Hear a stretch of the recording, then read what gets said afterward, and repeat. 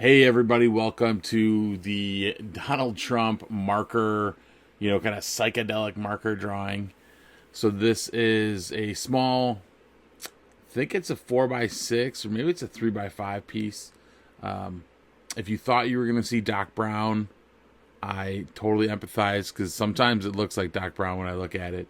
It doesn't come off as like classical Trump. I think it's like too closely cropped. It got a little bit fun and adventurous. You see like even the shapes, like the eye, the kind of droopy eye underneath, the nose here. We're seeing the mouth come together. We're moving fast with this yellow marker. I think it's an alcohol based marker, some random marker off of Amazon. Um, and yeah, this is early days. You can see the background. It's this like super awesome old desk. Um, think 60s, think early 60s for the desk probably, but it's cool. Never worried about anything bleeding through a desk and go through anything. So yeah, here you can see the face coming through. It looks like a optimistic and cheerful, kind of sketch so far. I like doing the yellow first. It's one of the lighter colors. It's very bright. It does this like underpainting thing. You can see we have a really interesting portrait with some negative space on the left side, and we have this darker thing going on the right side with um, all that yellow here. Ooh, we're kind of playing with color a little bit. This is going to be a colorful portrait for sure. And if you saw a thumbnail or whatever, we're gonna get there. This is just kind of building up some colors. There's a reference. It's a full color reference image. And I don't know where it is, but yeah, it wasn't. None of these colors were like planned out. This is just in the moment. And looking at some of the shadows, and where some of that might be, and honestly, when you look at people's faces and skin tones, there's a lot of different colors in there. It's not like, oh hey, you're white and or you're this like Caucasian, you're tan or you're peach or you're brown or you're whatever. It's like there's so many colors going on. The way that the color hits it, like muscle, skin, blood.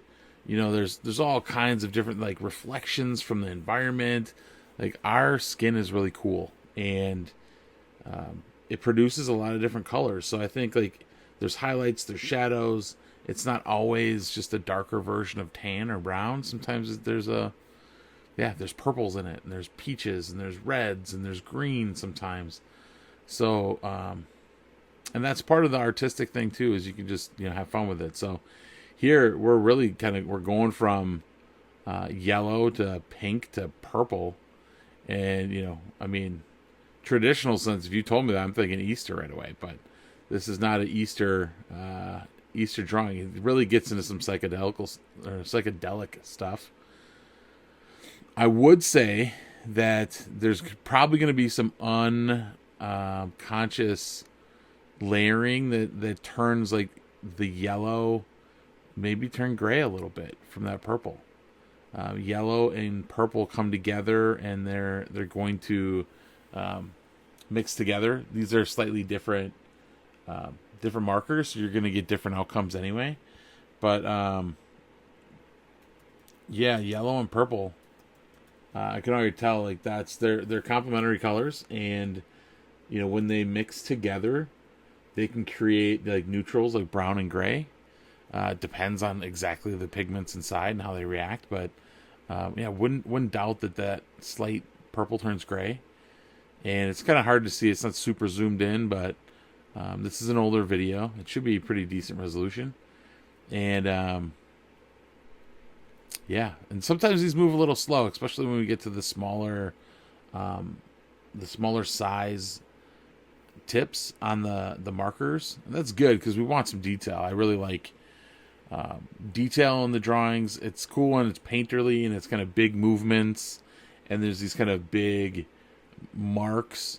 But I think we all like a little bit more detail, and we like that play between big marks and really tight descriptive marks. Yeah, now we're going blue. Okay, what the heck? Let's go for it. And I guess this is like a B9. There's some funny references to benign from my college days, and my a packaging project that I worked on. But yeah, it's and like maybe the color's probably going to come and go. It's like, maybe that's not the right blue that we wanted. Maybe that's too baby blue. So this is like this is B4. It's a little darker, and man, just that blue in there. It does have a little Ronald McDonald funny, kind of clown vibe right now because of the colors. I assure you, it's going to get to a fun spot, but it's not going to be the kind of drabby, hard hitting political portrait that sometimes like the black and white ones can be, or some of the sharp things. It's just way too playful for that, and that is maybe another reason why it doesn't come off in a big way like it's Trump. But it was meant to start as a Trump portrait, and maybe you'll see it come and go as we see the drawing advance and evolve. But yeah, there's as you're kind of rendering out the eye socket here, there's a lot going on in an eye, and then there's this big, bushy eyebrows, and then the eyebrow itself comes over the top, but then you have these, kind of larger, fluffy eyebrows, and then his hair gets really kind of wild and fluffy. Yeah, you can see that bigger brush, or that it's not a brush tip, it's like a chisel tip. But that bigger tip, you can really start to, lay down some color and start to do some blocking. Admittedly, if we stopped right now, it's not going to look great. I'm probably staring at it, just contemplating, what did I do? Was the gray the right thing to do? Because sometimes colors can throw stuff amok. And there's another one, I call it like Swamp Thing. And that one's really weird. Here, a nice little orange, warming it back up a little bit. And it's almost as dark as the magenta, but it's going to function in a different way. Yeah, this is almost a popcorn and soda. I got a soda here. Let me just twist the top on that quick. Yeah, a little bit of a zero sugar drink. I advise you to go get a good drink and hang out for a minute. I think this goes for almost an hour. We're 7 minutes in, and we're just getting started. So here we're getting the side of the nose and how it kind of comes around the nostril. Yeah, it creates a little bit of a shadow on that corner. I mean, there's always going to be a shadow behind the nostril when it meets the cheek. It's just this, kind of impression. And then, where the shadow and how big that cheek, the crease between the cheek and the mouth, that is always, it's going to be different on everybody, but, and how much we put in there with the orange, it might make it a little bit more heavy than it needed to be.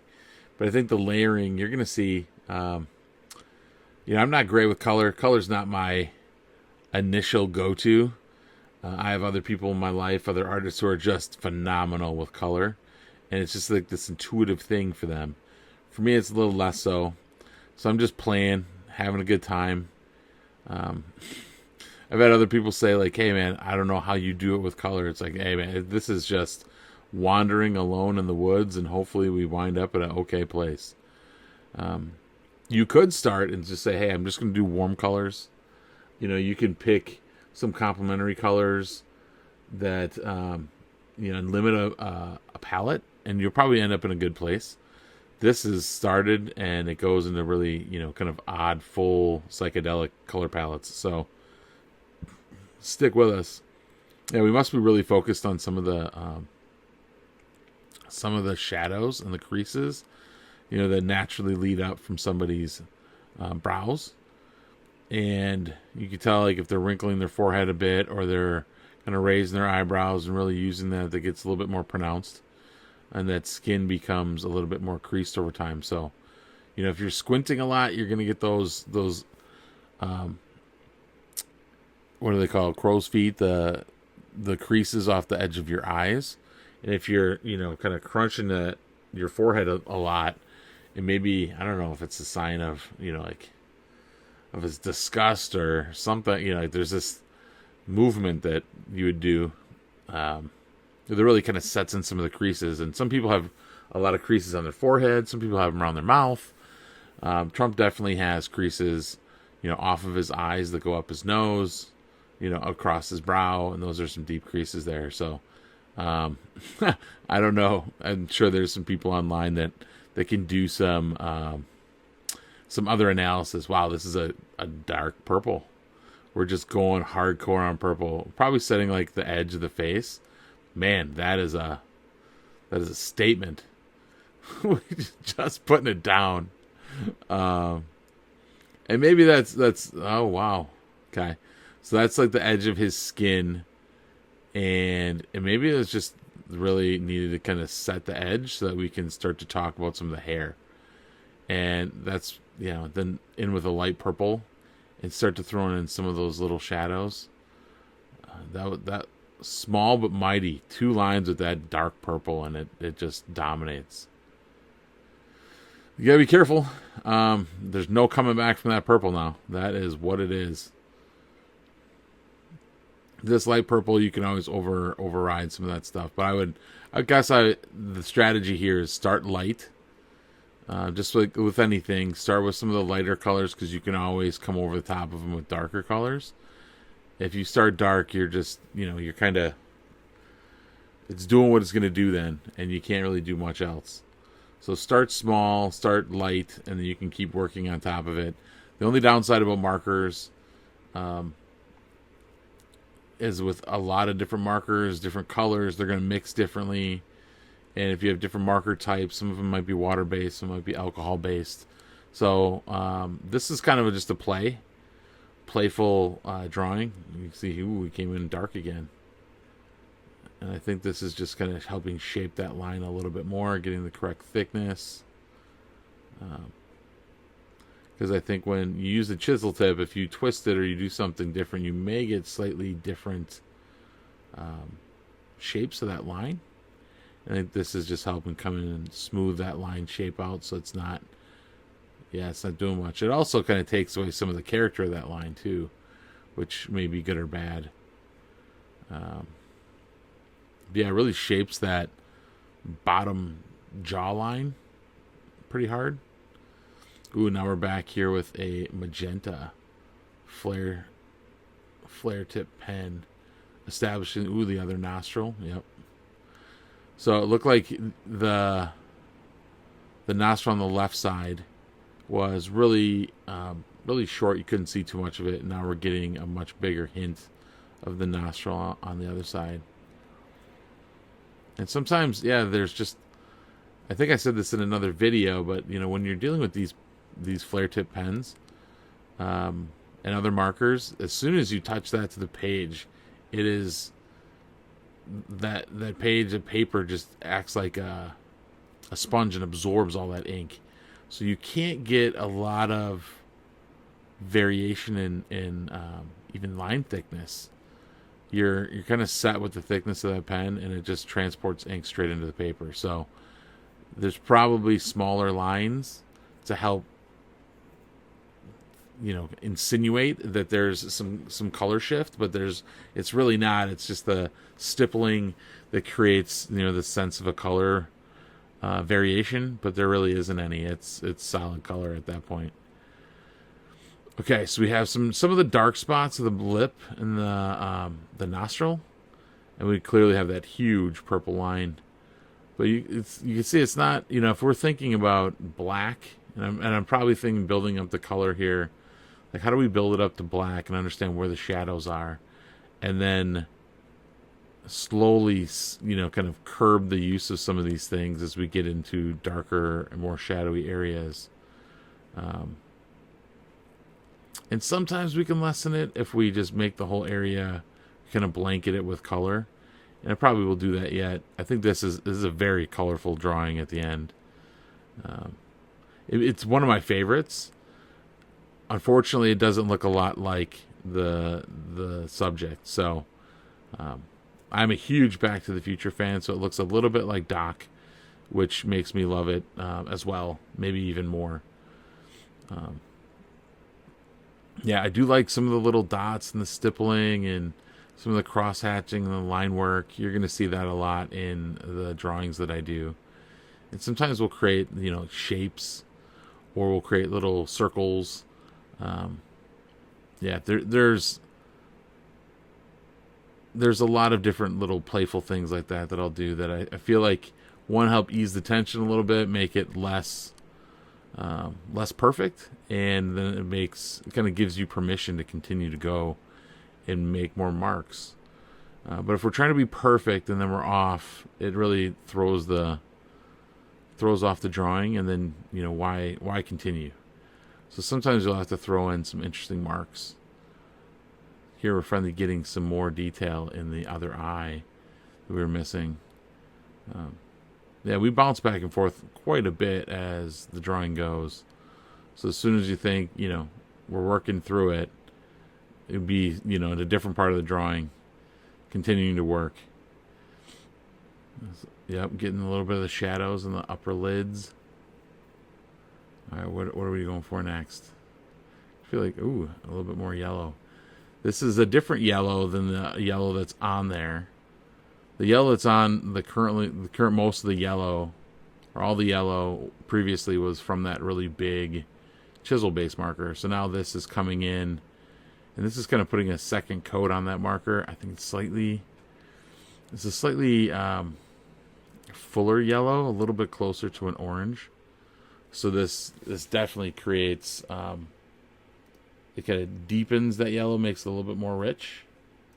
And I wouldn't doubt, so I'm going to zoom in myself just to see a little bit more. Yeah, it's kind of, it's a nice tie between and this first one it comes out, so it might dry a little bit lighter, but it's a nice tie between the orange and the yellow that was currently there. And now you can see filling in some of those gaps that were white, creating a little bit of a blend. And the blend is probably going to be more, like in your eye, than it is going to be a blended marker on the paper. So just by putting two colors that are really close together, we're going to just see that blend a little bit more in our eye than we're going to, like if you look at the paper, if you get close to it, it'll be one or the other. These aren't, I think with some alcohol-based markers, you can actually get them to animate and blend together. This flare tip is definitely not an alcohol-based marker. I think the alcohol-based markers, you're gonna easy way to think about it is you'll smell them. They're not gonna smell like alcohol in a liquor cabinet or anything like that, but they'll have a smell to them. And they'll, when you put them on the paper, heck, that paper still might smell like like these alcohol-based markers if I go find it. Yeah, here on the lip. Lips are always really interesting. Oftentimes when you're drawing lips, I think when, a child draws a lip, they draw the shape as if you're putting on makeup or lipstick. And from all my experience, I've really found myself when you're drawing more of the shadows and the structure of it through the shadows, because you're not drawing light unless you're starting from a really, if you're painting or you're putting light pigment on. But when you're drawing like this on white paper, you're drawing the shadows. So most of the time the shadows are not, especially on the bottom lip, that is catching all the light, and you're really drawing the shadow underneath the lip. And then there's these really interesting movements that go, it kind of like hooks from the center of the underneath the lip all the way to the corner of the mouth on each side. And it creates this fleshy little bit underneath on each side. So yeah, there's all kinds of fun architectural things that happen around the lips, and there's a lot of different lights being, or light gets caught between cheeks and lips, and I don't even know all the names of the planes of the face, but yeah, you can see this doing a lot of work with this yellow flare tip pen here, or marker pen. Yeah, really kind of giving it some more texture. I mean, at this point, it's starting to become something, and we're going over those gray areas too, so they're becoming a little bit less gray, and it turns like a tinge or a tinge green. You can see when the yellow's over the top of that gray, it does look a little green. There's no green actually put into the drawing yet. Oh, we're gonna put some gray in the hair, huh? And some of that's interesting because it does. As we're adding some gray, it's going to change that purple a little bit. That purple might become a little bit more blue. I feel like it's a warm. It's kind of a warm. Maybe it's just the drawing and all the colors around it. Yeah, this gray kind of serves as just a way to add like a darkening effect to the color. Can't imagine we're going to use a lot of it here, but yeah, probably looking at the drawing, trying to figure out what is gray, what would make sense to continue to draw in gray.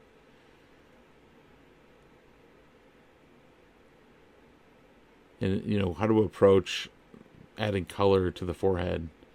Because we want to add color, and we want to do it in a structural way so it makes sense. You can see that we've established a lot of the nose and some of the upper lip, and we've kind of done the center. The eyes still leave a lot to be figured out, and the bottom lip. Yeah, that actually helped a bit. At the bottom lip, the crease, and yeah, helping just darken up just a smidge underneath the nose without adding more color. We can recess that and push that back just a little bit more with this marker. Yeah, this is interesting. It's been a while since I did this drawing. And so some of its direction, like what direction are you going? The alcohol-based marker, it really just kind of creates a blob. You don't really get to see a lot of the direction unless you're doing individual lines. The pigment will just merge together. So here you can see that at the end of each stroke there might be a little bit of extra pigment there, and man, that turns this weird green color. Yeah, we haven't added any green yet, but we're getting green. And I don't know if like this is all an experiment. I think at this point, how these are going to work together. I don't think I've used them in the last several months.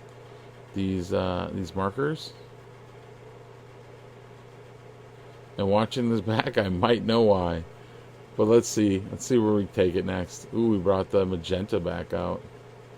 Magenta's doing a lot of work to establish some of the shadows in this drawing. Doing a lot of the work right now. I'm sure we're going to get some other colors, but the magenta is working overtime. Yeah. Yeah, a little bit more stippling. Show a little bit of the cracks, and it's not, most things aren't just beautiful straight lines. And it also allows, your eye's going to fill in some of that. It clearly creates a line, but it doesn't create this solid, heavy line. So we're establishing the other side of the chin, and just kind of like the, how that mouth is going to marry up with that chin. Ooh, here, now we got red. I wonder if is this the first time we really bring in bright red? It's a bright red. Is this a paper? I think are these Paper Mate? Let me see.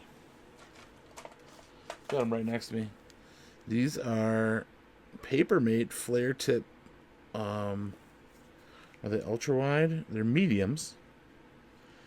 And yeah, I got a number of them. I probably have, man, there's probably like 50, 60 of them. Different colors. I think these pen companies do tons of variations around blues and purples. Wow, that's a bright blue. Coming through on the camera, Strahl. Oh, that's interesting. So adding that, I think these are, exploratory marks where it's like, okay, I know that I can, that the nostril can basically go black almost. So if I put that blue in that area, where I want to go black, or where I can go black, it layers it in there and says like, oh, how dark is that? Does that make sense? Is this the new black? And it kind of might be the newest, darkest area of the drawing. Yeah, it looks like we're not ready for that right now. Like, okay, I know where black goes if we put that bright blue on it, or that really rich, maybe rich blue. Yeah, we're back with the like periwinkle, or this light purple. It's cool. Like you can get in there, and these eyes, you can tell almost feels like we're sculpting these eyes slowly in this color. And we don't have to run straight into a wall to get these eyes done. We can slowly build it up. And then it's a game of patience. Like, do we have the patience to explore, figure it out, come back, and continue to, like, layer colors in? And our eyes are these beautiful, complex shapes. They're really kind of wet and glossy. The iris and, pupil are not just, like, simple colors. They're this matrix of complex colors and this rotational cool thing. I think you could, it kind of looks like a little galaxy inside sometimes. And then it's reflecting the world around us. So it's like kind of a 4D or a 4-point perspective. That's what I mean. 4-point perspective, kind of reflection of the world in your eyeball. So you can go as crazy as you want to. It looks like we're going to layer it up, and we're continuing to layer here a little bit more. I wouldn't doubt this gets a little bit muddy, for sure. As we continue to layer more and more on top of each other, we're going to get brown and gray, and it's just going to get a little bit more muddy. So, here's more yellow. So this is like we're painting in yellow. We're trying to put in some blocks of color whenever I'm grabbing this one. Because we don't necessarily need a lot of... The white are going to be like highlights. We probably don't need a lot of highlights. We can do it with yellow. Yeah. Filling in the areas that we haven't really gotten any love yet. So you get that other... Yeah. I was waiting for this spot. Are we going to do something with this cheekbone right here? The cheekbone's probably going to be catching a lot of light. It's going to be pretty, bright.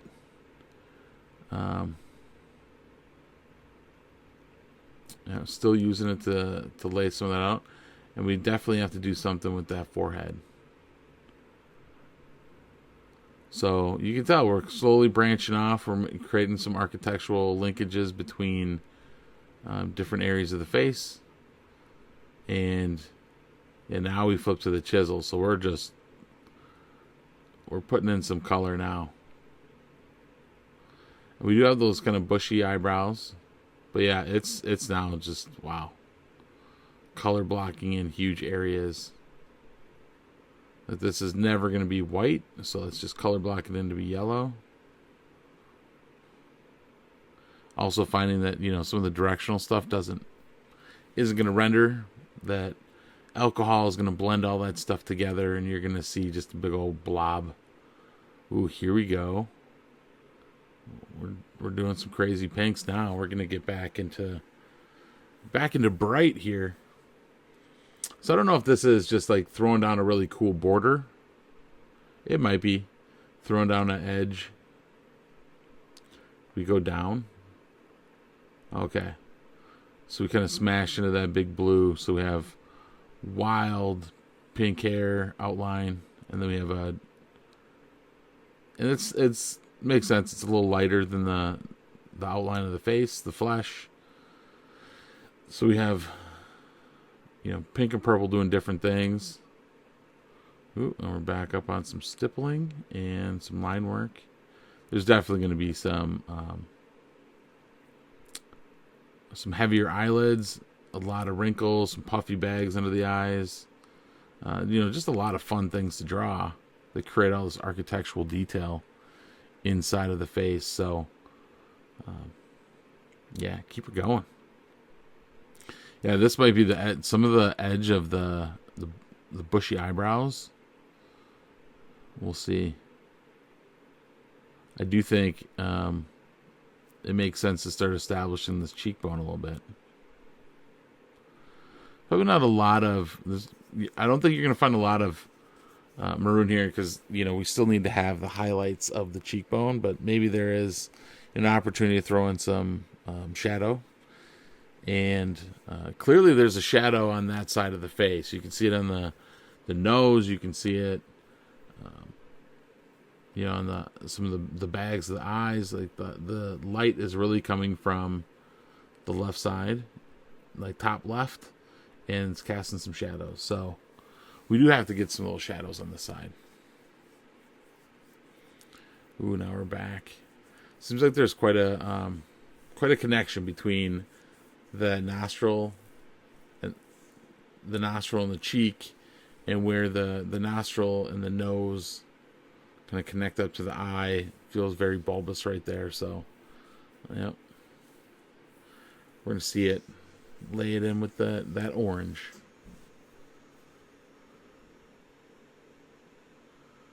Yeah. Still kind of shocking that there's no green in there yet. It's just happening with the yellow and gray alcohol markers are creating that green look. And honestly, you probably never had that in a class. If you would have raised your hand and said, what do gray and yellow make? I don't know if anybody would have said green. Probably just said darker yellow. And I think fundamentally that would make sense if you're dealing with, a tint and a tone and a hue.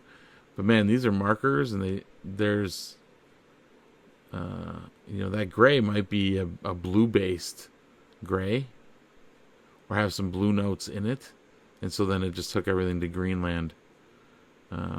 Not the actual place, but to a green hue. Yeah. So you're going to see around the eye, there's the eyelid, which is going to have a shadow because it sits on top of your eye. It does have some depth. So there's going to be an eyelid. And then most of us have, your eyelid doesn't go perfectly back into, this weighting shape. When your eyes open, there's just this beautiful fold that happens where your eyelid kind of folds back, and then your eyebrow, and depending upon how old you are, that eyebrow gets a little heavier, and then it might be really close to your eyelid, or it might be a little bit further away, depending upon how old you are, how heavy your brow has, moved. But you're gonna get a bunch of shadows there, and it's like 2 shadows. And then if you have lashes, or depending upon how the light source comes through, you're gonna get you should probably have two shadows right by the eyes, and then there's some shadow a little bit underneath the eye, but it does catch. If you have light coming from above, the bottom eyelid catches a lot of light, so that should be much lighter. And then there's some shadows on that too after the eyelid. And then if you don't get a lot of sleep for a long time, or whatever causes bags under the eyes, sometimes they just look dark because the skin gets I don't know if the skin gets lighter or just dark. I don't know what causes a darkness. Sometimes they can be like really puffy and they stick out, and then they cause shadows. So either way, wonderful wonderful complexity to draw. And I think one of the things that if you're drawing and you're doing the same thing, one of the things that I will come back to is, are we creating, are we simplifying, and are we communicating effectively what that is? So sometimes you're communicating a color, and then sometimes you're communicating volume and shadow, and sometimes you're trying to do both. I'd say it's really, There's different mediums that are better at communicating different things. Paint is great because it can do all kinds of things.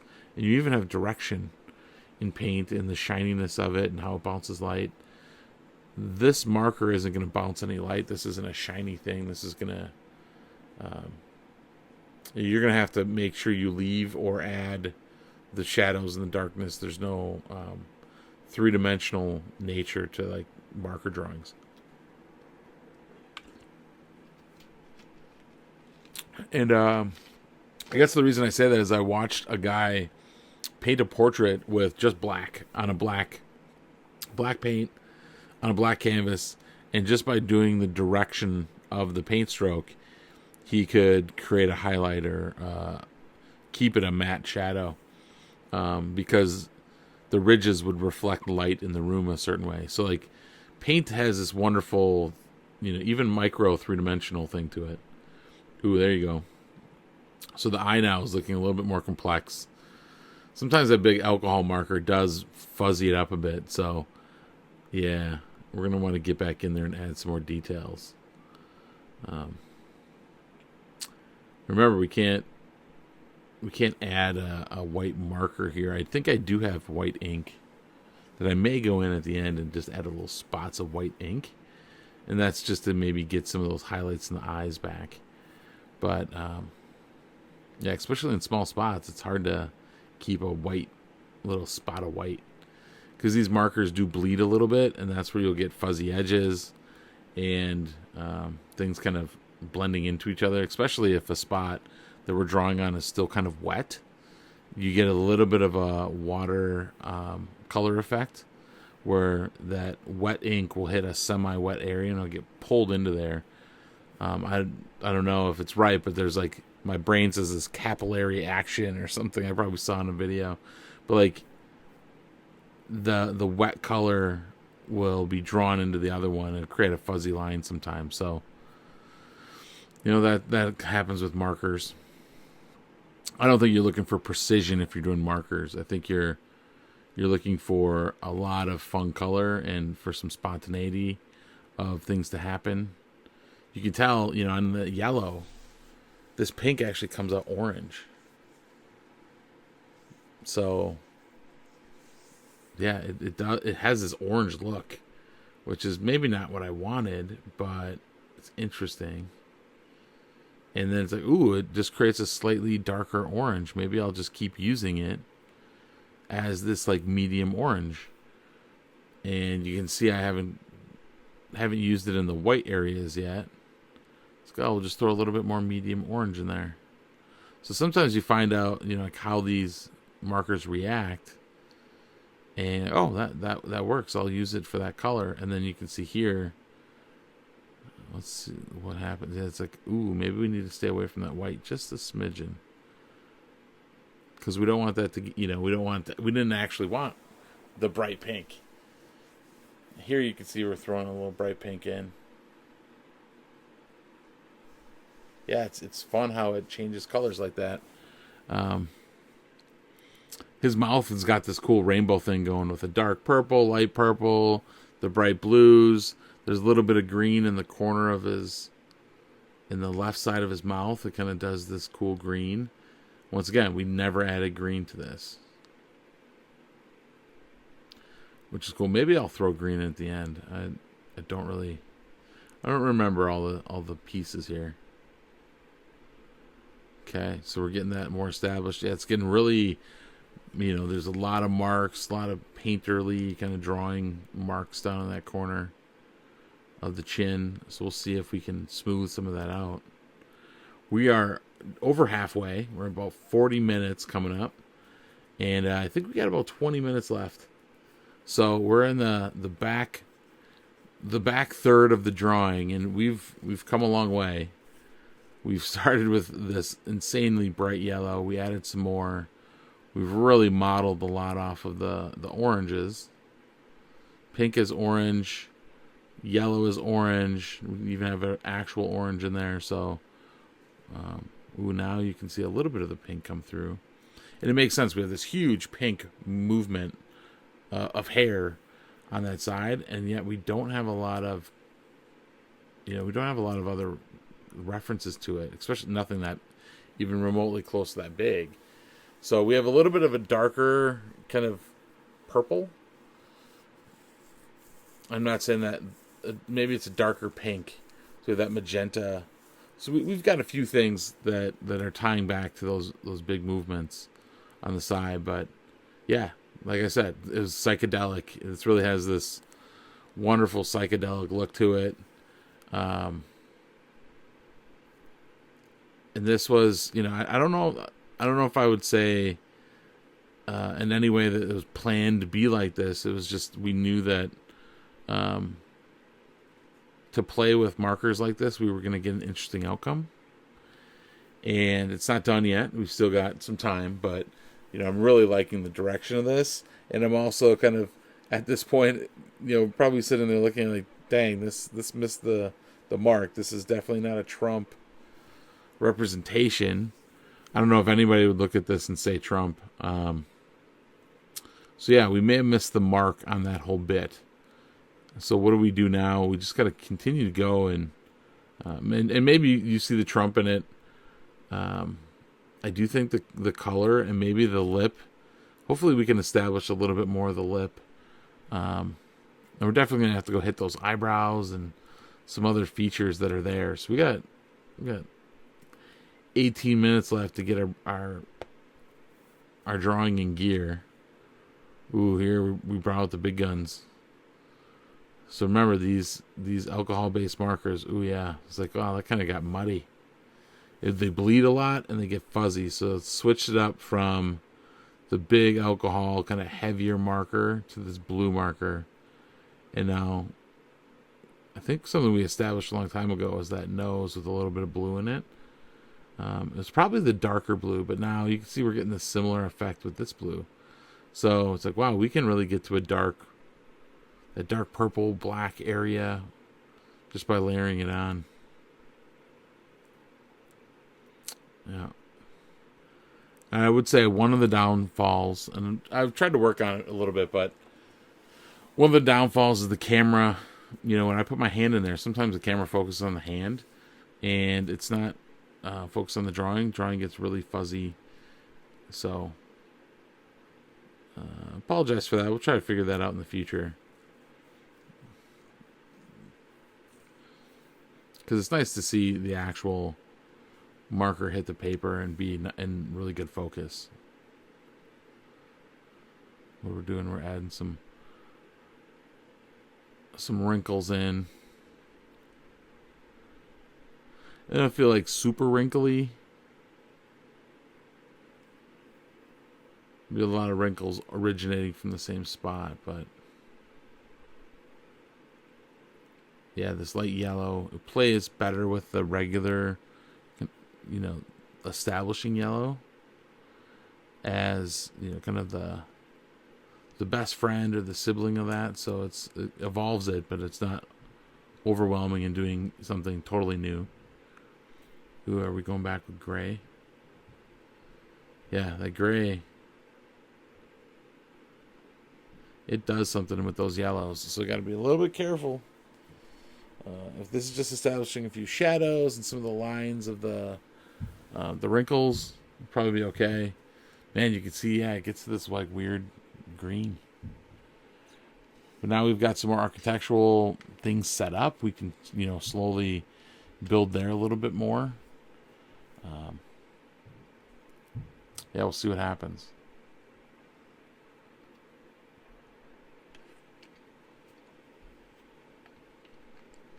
Yeah, you can almost do like I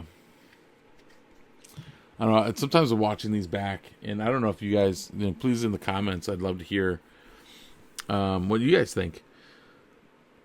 Does this make sense? Does which color should I have added, not added? I do think sometimes they jump around quite a bit. I think that's just the nature of the drawing, is to continue to evolve it and put things in different spots and try and you can bring it together at the same time. Continue to work out pieces. I think it's kind of like It's almost like a scaffolding. You find one thing that you feel really confident about, and maybe it was the shape of the nose and the mouth and the lines coming down, and slowly you keep building off, and you have a little bit more confidence from the previous marks, and then you can continue to build and add more detail as you continue to build. So yeah, now this is adding in a little bit of shadow. I don't know if it's looking a little brown or just a little weird muddy in that spot underneath the side of his mouth. So sometimes you're just finding out where it works, and your brain is like saying, yep, that looks better. And then you think, okay, we'll continue to use it in that way. And then we'll stop and we'll grab something else. It's like, wow, we're really putting down some dark color right there. That was very heavy application of that, which is okay because I think we knew it was going to be there. We see how much more delicate it is on that other side with a few stipple marks, and here you probably see the same thing, just a few dots to create the shadows, because that goes dark really quick. I don't know if it's the amount of I don't know if it's the amount of ink it's giving out, or it could be, the certain hue of an ink when it's hitting these other ones. Yeah, it just runs really dark. But that did tighten up that eye quite a bit. Yeah, so you can see that I got a nice work on it. Now we're back here with the purple, where we're going to do yes. It makes sense. The purple is going to be really light. It's, on top of that, I think I probably play with it enough to know that the purple's not going to be really strong and aggressive. So it's going to play pretty nice with the other colors, and it's just going to help darken some of those colors. Yeah, there we go. It's just a slight darkening. But man, on that yellow, it does go a little bit further on the yellow. So some of the other colors, not bad. And the yellow can be a little bit aggressive. But these are things like as you make a drawing and you learn, you have this almost like hate to use a weird computer term, but it's almost like you have this storage of RAM. Like, oh, that's how that's going to act. That's how that's going to act in this time. I'll probably forget all this stuff when I move on to the next drawing, but I think if you did this a lot, consistently, you get a much better understanding for how these inks are working together, and you probably get more of a long-term kind of built-in opinion. I'm just kind of playing, having fun right now, so I'm not going to remember too much of how all these inks, laid on top of each other. And even watching this back, it's cool, but I'm not going to be able to bring this into the next drawing. I'm going to have to go and kind of play again and figure it all out yet again. So it's cool, though, that light purple, as you kind of look at it, man, we've come a long way from the beginning of this drawing. And that light purple is going to come back here and help lay some shadows inside of these, kind of huge, wild eyebrows that we got going.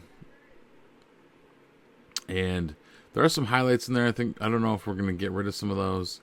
There are probably some decisions that we would love to undo and take back, but we can't because it's ink.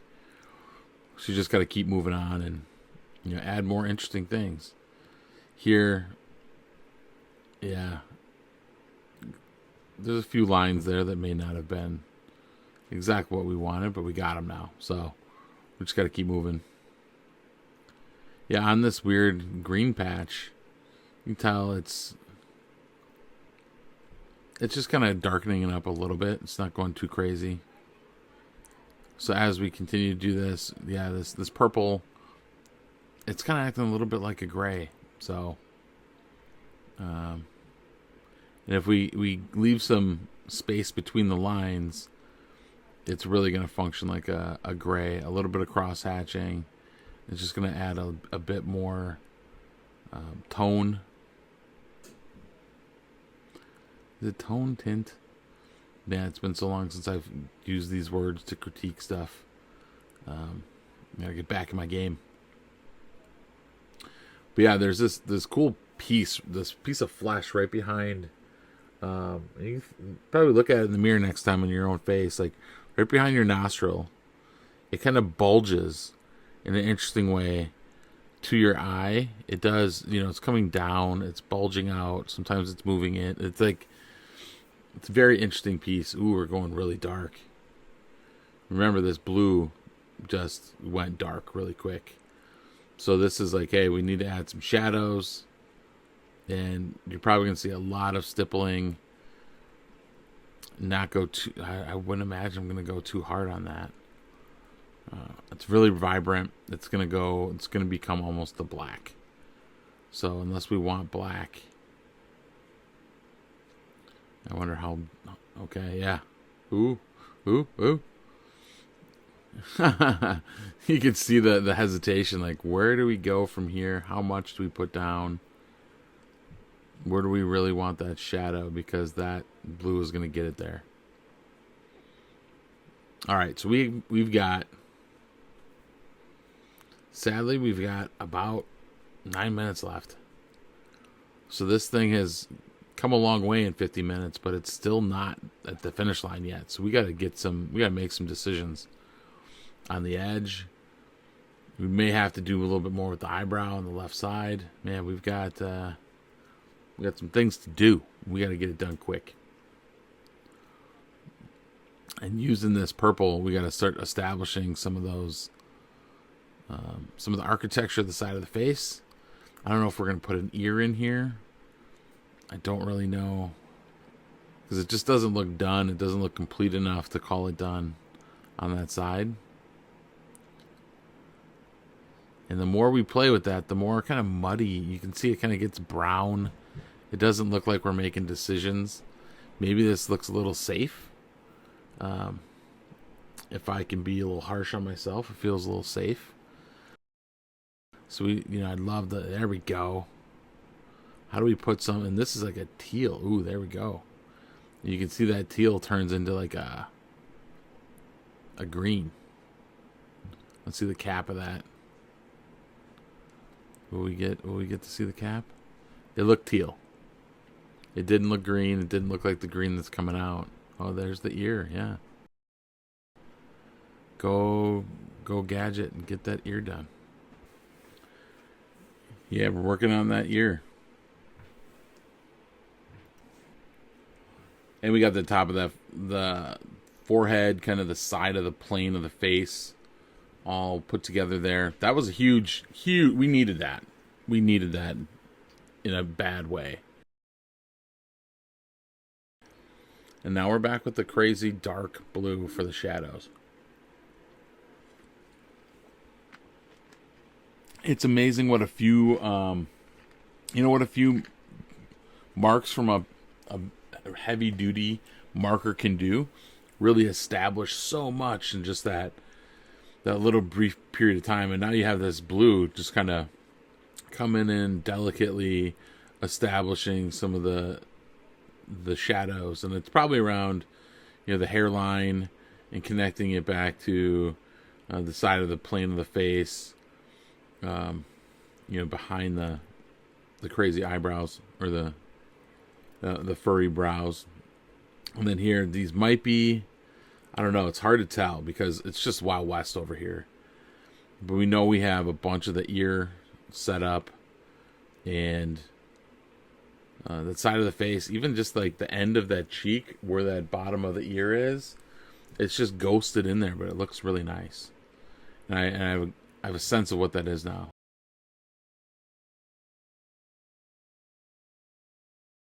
Wow, this is like a highlighter pink. I don't know if we saw a lot of this. Maybe early, I think we were using it in the orange. Well, I wouldn't mind seeing some more pink show up. Yeah, it looks like it's just like an enhancement color. I don't think we're going to get too much bright pink out of it, because there's not a lot of white space left in here. So it's not going to have a chance to really shine as a pink. It's always going to be blended and muted, over the top of a yellow. Which is kind of sad, because I like the pops of really bright colors. I wish, man, I wish there was a little bit more pink going on. And there's some other drawings where probably can use pink. And then maybe that's just a note to self in the future. Like, let's throw some pink down right away and establish that as a strong color in the drawing. It's bright enough. It's gonna, everything over the top of it will mute it completely. But it really could stand out. Ooh, I like that. The tip of the nose looks super bright right now. So whatever that was doing on that color there, man, that really went to another level. And maybe, sometimes just like the color sits next to another color and it does something different. A lot of it has to do with the color relationships and how they visually blend together in your mind. So it doesn't need to be too scratchy, and that is a downside of using the smaller marker tip, is that it can create a scratchy look.